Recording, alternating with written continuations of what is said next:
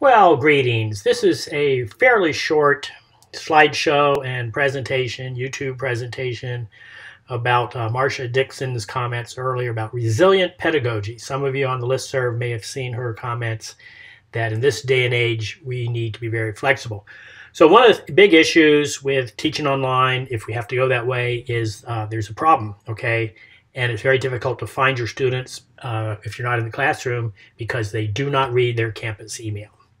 So let me go on here, show you the table of contents. So briefly, I'm going to give a very brief definition of resilient pedagogy. I'm not going to go into the pedagogy itself because this is really about Brightspace and the role Brightspace can play.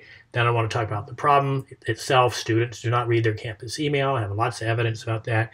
Then I'm going to talk about solutions. Particularly with Brightspace, there's some terrific solutions. There's notifications and announcements. There's some very, very clever apps, right, for their smartphones. The class list is a very powerful tool. And then I want to talk a little bit about redundancy. That's a solution also. Then I'm going to give a few resources and then very quickly summarize. Summary is quick, okay? So let's just briefly say that the challenges of the new semester, we do not know exactly where we're going. We understand that you all, I'm already teaching online, are going to be teaching face-to-face.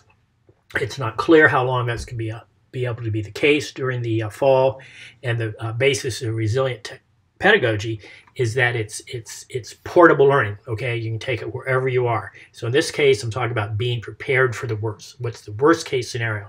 The worst case scenario that I can think of is that everybody's starting off teaching face-to-face, the campus is fine, and then suddenly come October, boom, big wave, all right, everybody gets sent home again. Same kind of confusion that we had in March, right? Same kind of stress. So how do we avoid that, right? And particularly, how do we find our students? How do we stay connected?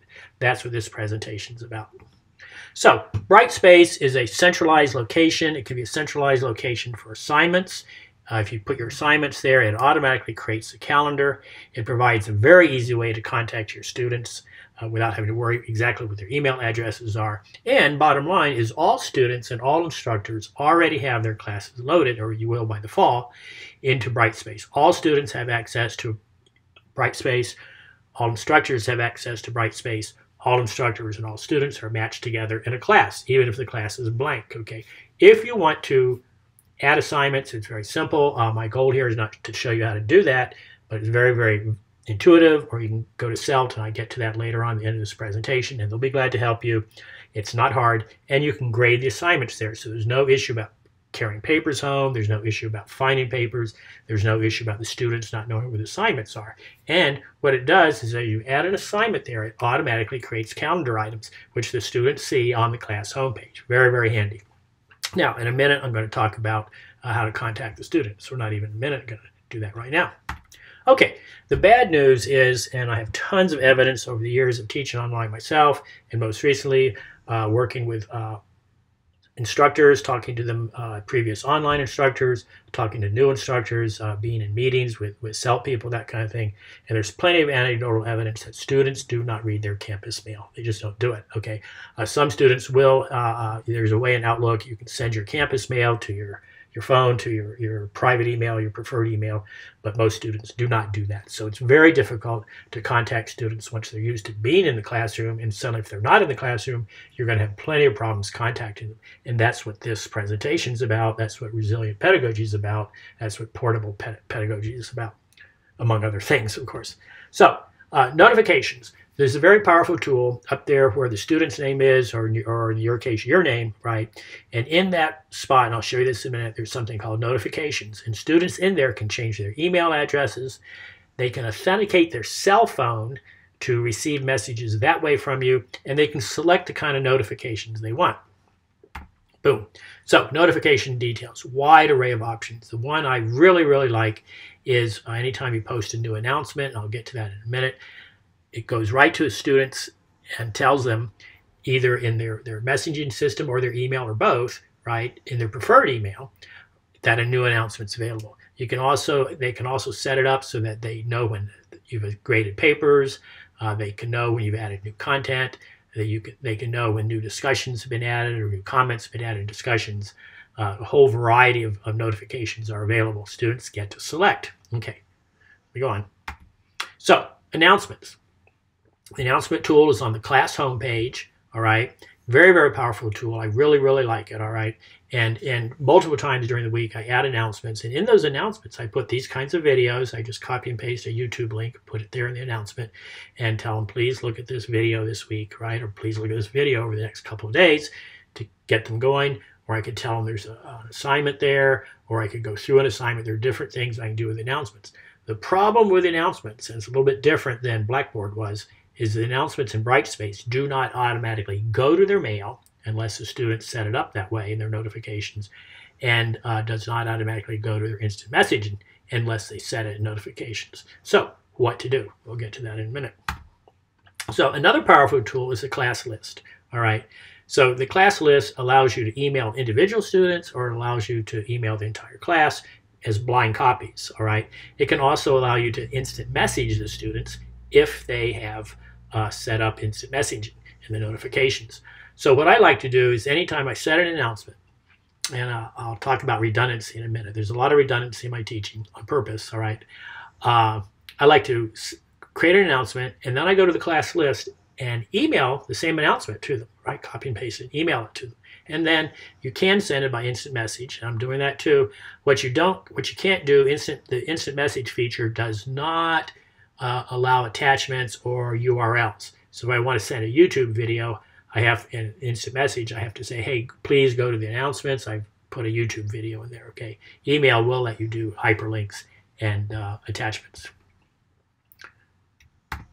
So this is really cool. And you find this in your notifications, all right? Your notifications and the student notifications. There's a smartphone app right there, right? It's called Pulse. Now they have to go, if they're iPhone users, they have to go to the App Store. If they're Android users, they go to Google Play, all right? And the app has pretty good reviews. It's not perfect, okay, but it's free, all right? And they download it, they connect it to their Brightspace class, and immediately they start getting the notifications on their phone. They also see the calendar. They see a ton of information. And I've not studied it yet myself, but I've looked at it, and there's just a lot of material there.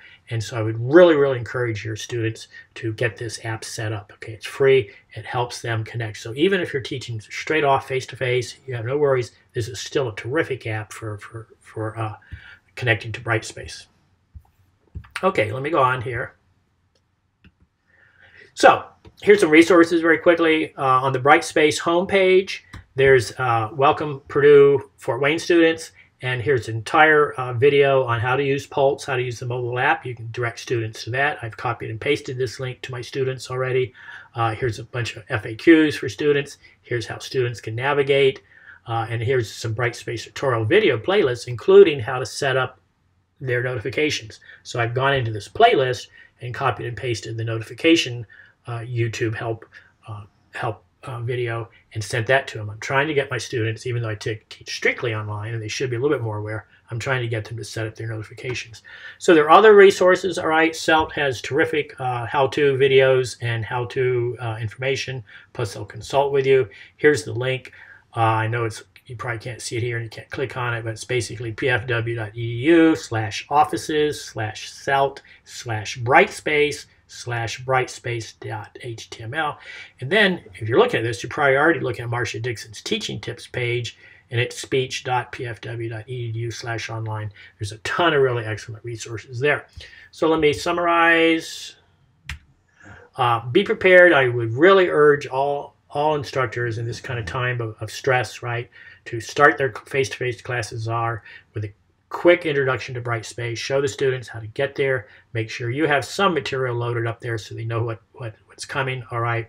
I'd really encourage you to do this on the first day of class. In other words, be prepared. We just do not know what the fall is going to bring. All right. I don't want to go into that I don't want to tell you what my personal opinion is on that. So, and then last but not least, repetition. I said earlier that students get email from me, they get instant messages from me. I send announcements multiple times weekly. So even with students who are used to taking internet classes like most of mine are, they still need reminders. It's not like they have that Monday or Tuesday, the first day of class of the week where you probably spend 15 minutes going over the administrative details, that kind of thing. They don't have that, okay, if they're already at home. All right, so be prepared. Go over Brightspace the first day of class. I really urge that. Brightspace is not rocket science. It's not that difficult. It's very intuitive, and CELT is very, very happy to help you. Okay, and when I've taught face-to-face at IPFW, PFW for years. I taught at the Warsaw campus. I taught at the main campus, and I always used the learning platforms because that's where I like to keep things, and I always knew if a student was sick or at home or that kind of thing, they could still access the class materials. So repetition, don't be afraid to send lots of emails. Don't be afraid to send lots of IMs. Don't be afraid to do it frequently. That's the basis of marketing, is redundancy and frequency. If a student comes back and says, hey, I'm getting too many emails from you, just write them back and say, how would you prefer to get information from me? How can I stay in contact with you? And the bottom line is, and there's research on this on Marcia Dixon's page, is students like contact with their instructor. They don't always need so much contact with each other. It just depends on probably on their age, all right? But they really like contact with their instructor. They like to feel this connectivity. I've talked about that earlier. So don't be afraid to bombard them with short emails, not long emails, short emails, all right?